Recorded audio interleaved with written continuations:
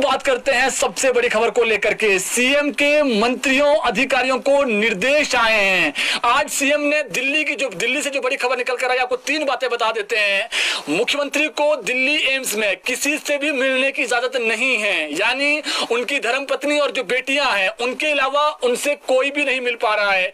आज 1 घंटे सीएम ने व्हाट्सएप यूज किया है और अपने व्हाट्सएप से ही सीएम ने निर्देश दिए हैं और सीएम ने अधिकारियों और मंत्रियों को यह कहा है कि दिल्ली आने की बजाय सचिवालय में बैठें और सचिवालय में बैठना जरूरी है और जो लोगों के कार्य है वो समय पर निपटाए जाएं। सीएम एम्स में ही जो है वो आईसीयू में भर्ती है और पैनक्रियाज को लेकर के हमने आपको पहले ही अपडेट दे दिया है। उसकी रिपोर्ट सामान्य आ गई है, जो उसमें थोड़ा सा इन्फेक्शन हुआ था और सीएम के स्वास्थ्य में लगातार सुधार हो रहा है। अब पेट में जो इन्फेक्शन काफी जो है वो कह सकते हैं बड़ा हुआ था, वो अब कम हो रहा है धीरे धीरे और जल्दी ही सीएम को आईसीयू से छुट्टी मिल सकती है। इसके बाद वहीं पर जो वीआईपी वार्ड है वहां पर सीएम को शिफ्ट कर दिया जाएगा। कुल मिला के देखें, अब सीएम ने जो निर्देश दिए हैं व्हाट्सएप के माध्यम से ही कि जो वहां पर मुझसे मिलने आ रहे हैं लोग, चाहे वो मंत्री हो, वो यहाँ पर मिलने ना आए, जनता के वहां पर काम करें और सचिवालय में बैठे। ये निर्देश जो है वो सीएम ने दिए हैं।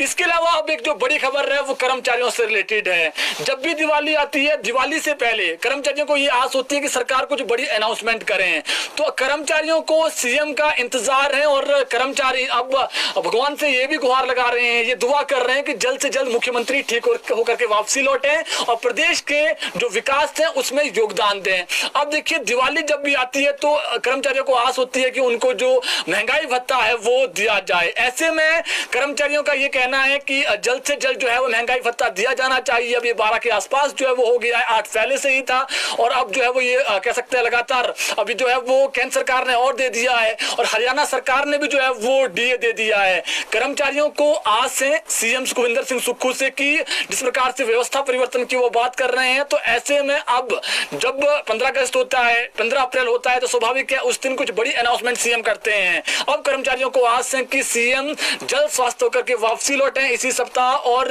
दिवाली पर कर्मचारियों को जो है वो एक कह सकते हैं जो किस्त है डीए की, उसकी जो है वो अनाउंसमेंट सीएम कर दें। अब देखना पड़ेगा कि क्या ये अनाउंसमेंट होती है नहीं होती है, लेकिन आपकी जानकारी के लिए बता देते हैं कि डीए की जो अनाउंसमेंट है, जो महंगाई भत्ते की अनाउंसमेंट है, अगर एक किस्त सरकार देती है तो इस पर तकरीबन 500 करोड़ से अधिक खर्चा होगा।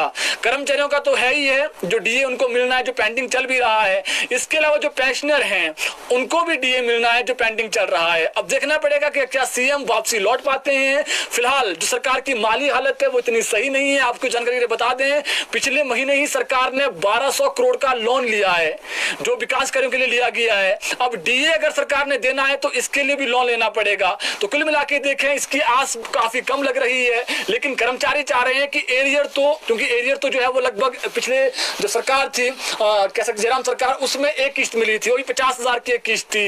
एरियर की किस्त तो बहुत है, लेकिन जो डीए की राशि है वो काफी कह सकते हैं आप सैलरी से काफी कम मिलती है। तो स्वाभाविक है डीए की आस कर्मचारियों को है। देखना पड़ेगा कि क्या सरकार की तरफ से जो है वो डीए मिल पाता है, लेकिन अभी तक जो कह सकते हैं क्योंकि 1200 करोड़ का लोन पिछली बार लिया था, जब तक लोन नहीं लेंगे तब तक डीए देना बड़ा मुश्किल हो जाएगा। इसके अलावा एक और अच्छी खबर आज है वो एचआरटीसी कर्मचारियों को लेकर के है। एचआरटीसी कर्मचारियों ने एक बड़ा ऐलान किया था कि अगर 1 तारीख को सैलरी नहीं मिली तो वो बसें खड़ी कर देंगे और जो एचआरटीसी के निदेशक हैं, कह सकते हैं जो बड़े अधिकारी है, अधिकारी है, उनका कर रहे, चाहे वो नाइट ओवर टाइम हो और भी हो, उसके लिए इंतजार करें। और जिस प्रकार से कर्मचारियों ने ऐलान किया था, एचआरटीसी कर्मचारियों ने, अगर सैलरी नहीं मिली और जो उनके पेंडिंग भत्ते चल रहे हैं तो वो बसें खड़ी कर देंगे। लेकिन अब देखिए, जो इसमें एक अच्छी चीज हुई है एचआरटीसी कर्मचारियों को, जो सैलरी इनको 8 तारीख के बाद मिलती थी, तब इनको बार बार ऐलान करना पड़ता था कि सैलरी हमें दे दीजिए वरना हम जो है वो हड़ताल करेंगे।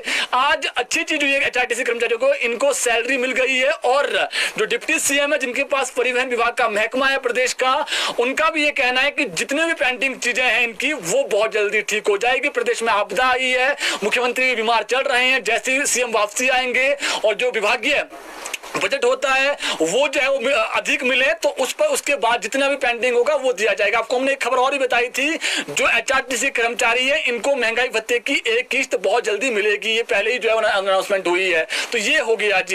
तो एचआरटीसी कर्मचारियों को आज 1 तारीख को सैलरी आई है। अमूमन इनको जो सैलरी आती थी वो 9 या 10 तारीख 8 तारीख के बाद ही सैलरी आती थी। अगली बात करें तो 4 पोस्ट कोड, क्योंकि पेंडिंग भर्ती या पेंडिंग भर्ती नियमों, पेंडिंग भर्तियों को लेकर एक बहुत इंपॉर्टेंट मैटर आगे चल रहा है। वैसे आज इंटर डिस्ट्रिक्ट ट्रांसफर और जो बीएड वो इशू है, और साथ में जो जेओए लाइब्रेरी के बहुत सारे कमेंट आ रहे हैं, तो इनको भी आज हम एड्रेस करेंगे इस बुलेटिन में ही लास्ट में।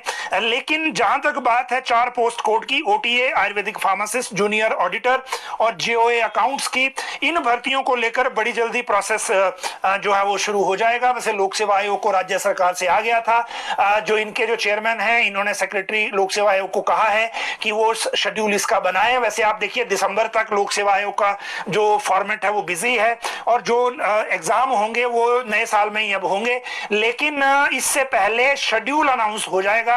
और जिस तरह से ये अपने शेड्यूल के हिसाब से बना रहे हैं, क्योंकि दिसंबर में जो कॉलेज कैडर का भर्ती है वो एचआरटीसी कंडक्टर 10 दिसंबर, इस तरह की भर्तियों का शेड्यूल आ चुका है। कुछ मेंस के एग्जाम है एचएएस के, वो भी आ गया है। तो लोक सेवा आयोग का जो अपना शेड्यूल है लगभग पैक है, लेकिन जो ये चारों पेंडिंग मामले हैं ये मिल गए हैं, और इनके लिए जो विंडो है उसको देखा जा रहा है। बहुत जल्दी आपके सामने विज्ञापन होगा, बड़े सारे लोग इसका कमेंट कर रहे थे। जहां तक बात फॉरेस्ट की भर्तियों की है, तो उसकी अपडेट हम आपको जल्द देंगे, क्योंकि फॉरेस्ट गार्ड और वन मित्र दोनों ही डिपार्टमेंट ने खुद करनी है। हालांकि वन मित्र में एसडीएम की कमेटी है, लेकिन प्रोसेस फॉरेस्ट ही कराएगा, और फॉरेस्ट गार्ड की खुद ही करते हैं, तो वो अलग बात है। जहां तक बात जिनमें ग्राउंड टेस्ट है, फायरमैन है, सब इंस्पेक्टर है, उनको लेकर इशू है, लेकिन उनके बारे में अभी राज्य सरकार के स्तर पर क्लैरिटी नहीं है, तो उसके बारे में हम कह नहीं सकते। जो एफआईआर से बाहर के केस हैं उनमें भी वही स्थिति है कि अभी विजिलेंस की चिट्ठी नहीं है मिली है कार्मिक विभाग को, और जो एफआईआर में है वो एफएसएल का बहाना है अभी। तो आगे का कोई जैसे ही कोई फ्रेश अपडेट होगा तो हम उसकी जानकारी आपको जरूर देंगे।